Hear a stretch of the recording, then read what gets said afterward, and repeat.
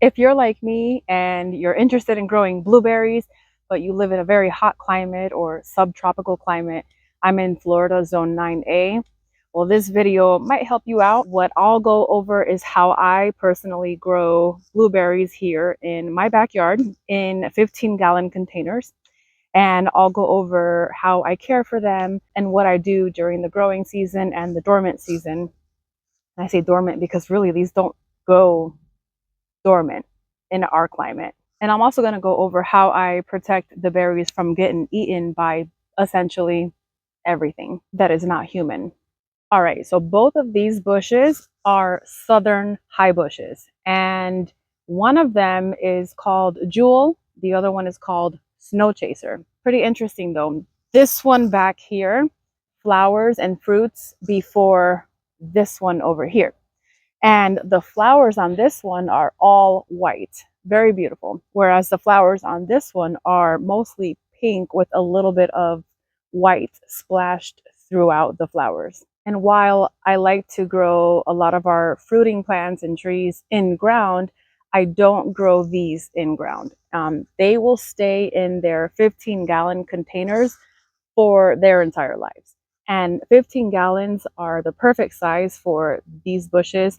These bushes grow to about 4 to 6 feet tall. I would probably say around 5 feet is where it's going to get to. I got them about 3 years ago and they were much smaller, but they've done really well and they have fruited for me every year since I got them. They are in these 15-gallon containers because of the soil requirements. They require a much more acidic soil than what we have naturally here in ground.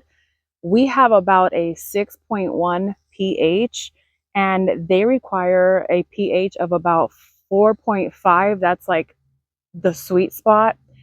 4.5 to a 5.5 max. And it is much easier for me to control that soil requirement in a container than it is for me to try to amend our soil over the years and try to keep up with it. So that's why we are growing them in containers and they are very happy where they're at. When it comes to watering them, it's pretty simple. I make sure that the soil stays moist but not waterlogged. They don't want to be waterlogged, but also they don't want to completely dry out either.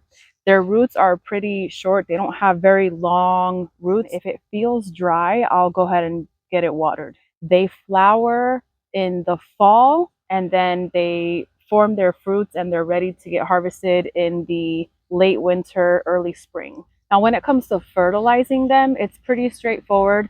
I fertilize them 3 times a year with an NPK fertilizer of 626. And that fertilizer, it is organic. It includes azomite in there, which are trace minerals. It also has mycorrhizae in there, which is a fungi, great for strong roots and strong, healthy growth. And I got the fertilizer at the same farm or nursery that I purchased the bushes from. If you're local here in Florida, I got them at a natural farm. And actually, sorry, now that I think about it, I got one of them at a natural farm and then the other one was at Green's Nursery, which is another one of my favorites. Now, a natural farm also will sell you the soil separately. So in purchasing the soil from them, they went ahead and just gave me the 15-gallon containers for both of these bushes. And I asked them about fertilizer and they went ahead and sold me a bag of fertilizer that lasted a couple of years. So that worked out really well. But again, you can get your own fertilizer and set up your own soil. It was just a lot easier for me to get it already done for me. And I haven't had to change out this soil since I got them a few years ago.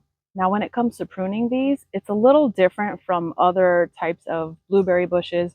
These are southern high bushes and they don't technically go dormant in places where there are mild winters. And of course, again, I'm in Florida, so we have very mild winters here.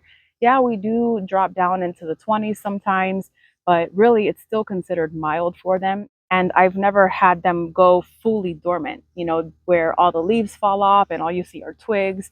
So really what I do is instead of going off of the general recommendations for pruning general blueberry bushes, I just wait until they're done fruiting. So this is actually going to be sometime in the summer. because now we are in spring and this one's already fruiting, whereas this one is right behind it, still flowering, waiting for the fruits to form. And what I do is just look for dead twigs, and also branches that are growing inside versus growing out, because you want to kind of like prune the branches that are growing inside.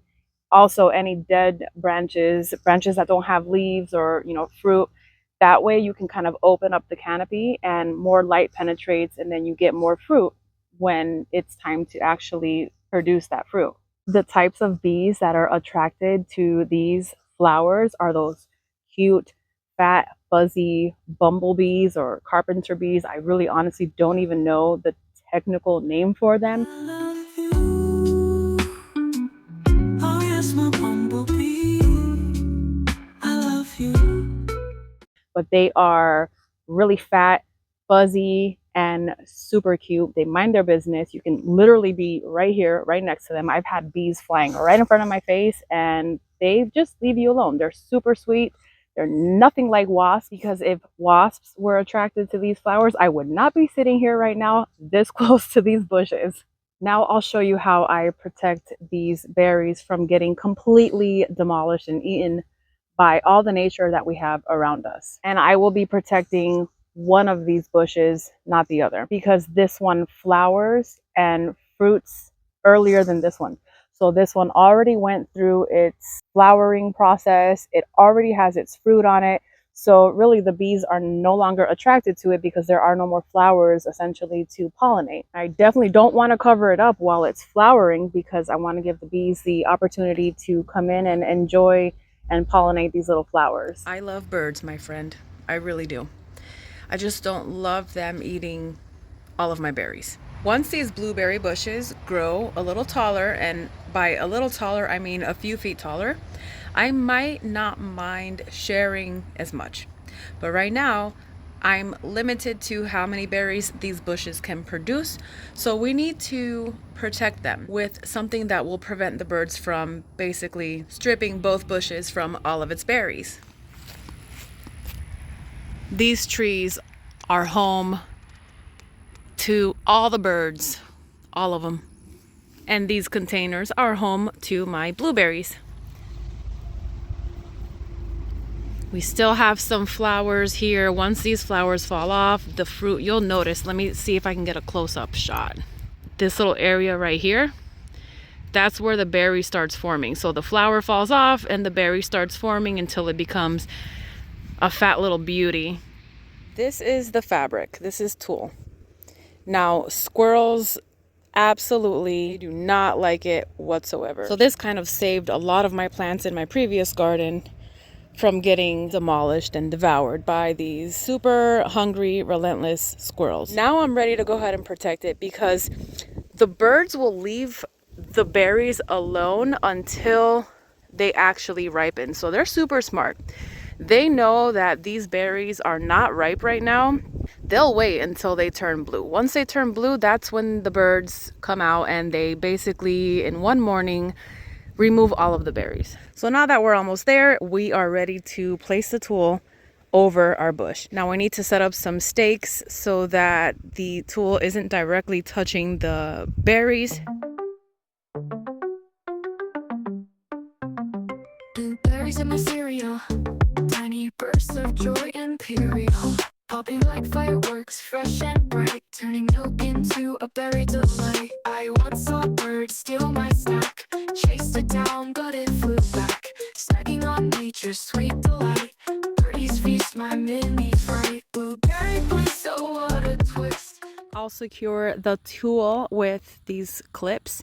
You can certainly get legit plant clips, and you can also certainly get a legitimate plant cover. However, I'm using what I have and this works. I once saw a bird steal my snack, chased it down but it flew back, snacking on nature's sweet delight. Birdies feast my mini fright. Blueberry bliss, oh what a twist. Little fruits I can't resist, from pancakes to muffins to pies, they paint the day with sugar. Now this This is not the prettiest setup. It's not the most expensive. It's actually very cheap. The tool can be purchased for $1.50 to $4 depending on the color and the length. And the stakes that I was using were very thin bamboo stakes that I purchased at Walmart. They come in a bunch and it's, I think, under $5, I want to say.